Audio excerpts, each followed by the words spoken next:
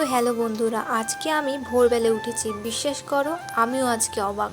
তো চলো দেখি সকালটা কেমন লাগে।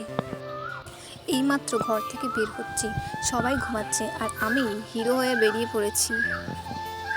তো গাইস দেখো, আকাশটা এতটা পরিষ্কার, এতটা সুন্দর লাগছে দেখতে আর এত ফ্রেশ। তো আমি এটাকে কখনো ভোরবেলা উঠিনি, তাই আজকে আমি অনুভব করলাম এত সুন্দর লাগে। সো এরপর থেকে আমি রোজই উঠবো আর আজকে আমার ফার্স্ট দিন।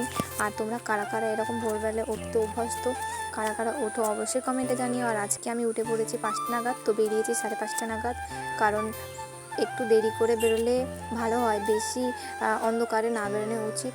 আর আমার যেহেতু রাস্তায় আমি প্র্যাকটিস করব রান, তো আমি এই টাইমটাতেই চুজ করেছি 5:30 নাগাদ। আর দেখো রাস্তা এখনও ফাঁকা, আর এই দেখো ট্রেনও যাচ্ছে, তোমরাও দেখে নাও ভোরবেলায় ট্রেন যাওয়া এত সুন্দর লাগে দেখতে দৃশ্যটা, তো তোমরাও দেখো।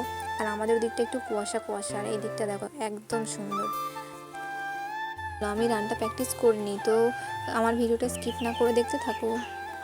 A few moments later.